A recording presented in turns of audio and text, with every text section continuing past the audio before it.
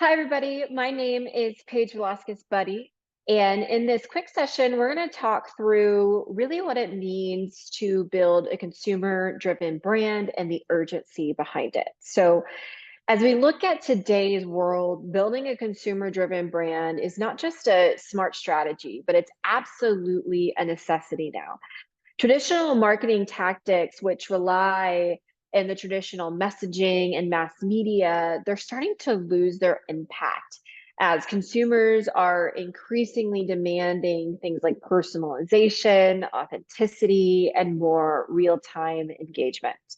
The rise of all of the social media algorithms has really shifted the power into the hands of consumers and clients, really making them active participants in shaping the success of a brand.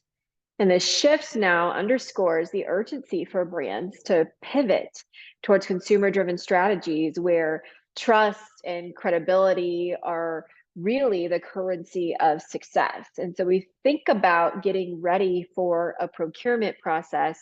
You want to make sure that you have the right strategy in place and that you're focused on building a consumer driven brand to show the value that you would be bringing to the table. Now, brands that thrive today are those that really listen to their customers. They adapt quickly and they build relationships that are going to extend beyond just transactions. And this isn't about just simply gathering and growing more followers or chasing viral moments that you can find online. It's more about forging meaningful connections. It's all about driving loyalty and long-term value around your brand. The branding environment has really evolved. And so when we go into a deep dive about building the urgency behind a consumer-driven brand, we think of branding in three very distinct phases. There's what we call the attract phase, the activate phase, and the amplify phase. So, first, the attract phase really happens long before any direct interaction with the brand occurs. So, in phase one, a consumer's first impression oftentimes is formed online on page one of Google. And then from there, we're lucky if they're clicking on the website and learning more about your company there, or clicking on the company's social media channels or your personal LinkedIn channel as a representative of the brand. So it's absolutely crucial to own that first impression and really make sure that you're paying attention to what is that first impression of your brand. You do not want to risk being seen just as another commodity in a crowded market space. So when it comes to phase one, the question I want you to ask yourself is, are you positioned as an industry leader, as a leading product, or are you positioned as a commodity, one of many, when it comes to that first impression on page one of Google and what they're finding there? Now, when we get into the second phase of branding, we're looking at the activate phase. So where the focus is all on how are you exceeding expectations once a consumer engages with you or buys your product. If you're relying solely on word of mouth and referrals, I want you to think about how much more powerful could your brand be if you had that strong phase one impression online, because that's fielding more people into working into phase two, that activate phase with you. Now, finally, as we look at the last portion of the brand power circuit, and again, we go much deeper into this in the deep dive session, we look at the amplify phase. And this is one of the most important phases of branding. And it's all about empowering your customers and your clients that you're over delivering for in phase two to go out and talk about their experience with you in a strategic win-win way. So it's ultimately driving a lot of new leads back into that first phase of your branding, back to your first impression. And we want to continue feeding those cycles to watch your brand really power up and grow. Now, as we look at the environment for both B2B and B2C companies, At the end of the day, trust is going to be the foundation upon which all successful brands are built. It's important for both environments. So you want to make sure that you're influencing every aspect of the customer, stakeholder, vendor, investor relationship as much as possible with trust, especially from a marketing standpoint. In the B2B space, trust is particularly crucial because decisions often involve significant investments. They involve long-term commitments.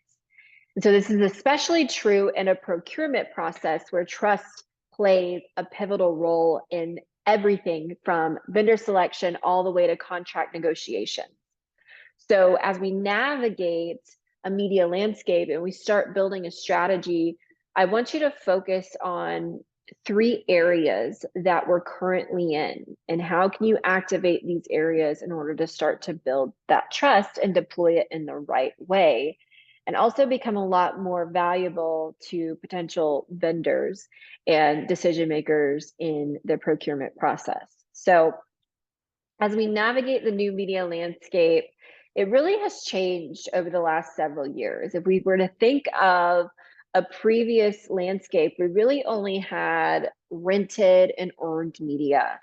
But now we have the opportunity of also owned media being added into the mix. So just quickly touching on these, when we think about rented media, these are going to be more of our social media channels and our advertising. So all the platforms where we control the content, but it lives on a piece of real estate, or the platform doesn't completely owns the connection to the audience. So you don't have the ownership over actually reaching the audience.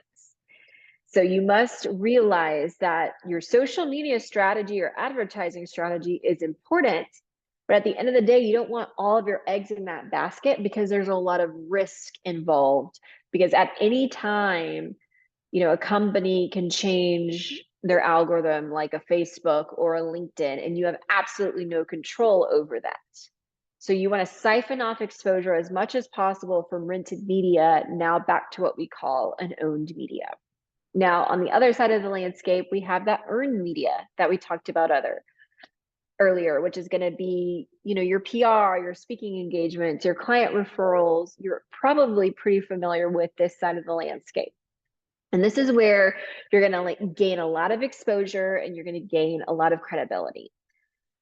So it's important to have a strong strategy here, but again, you do not have direct control on whether that message goes out or not. The media outlet does.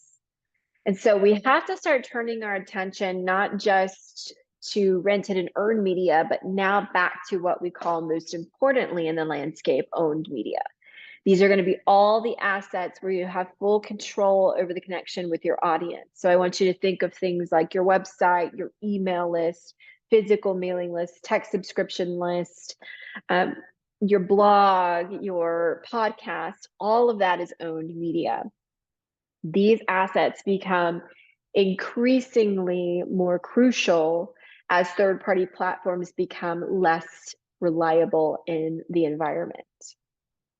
Now, as you start to think about your brands and how do you position your brand in each of these areas of the media landscape, it's important to remember that branding today is all about just creating an image in the minds of your audience.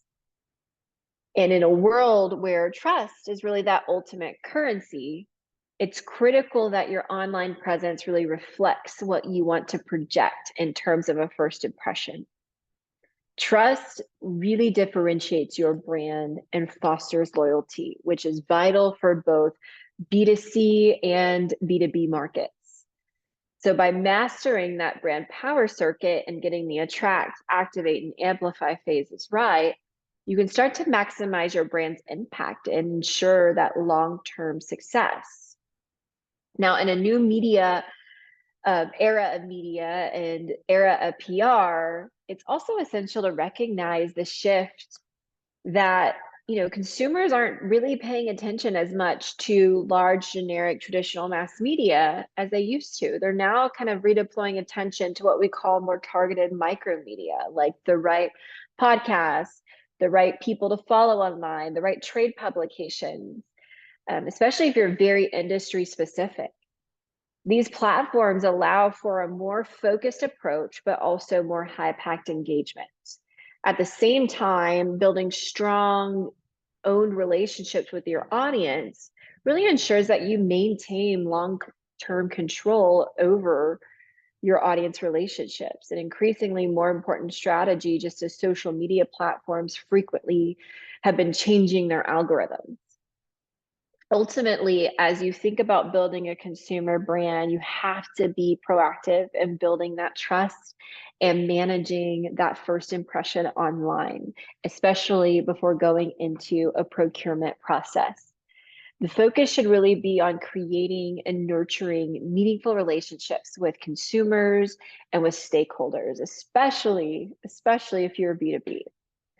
Now, by leveraging all three areas of the Brown Power Circuit, brands again can start to achieve that more long-term success.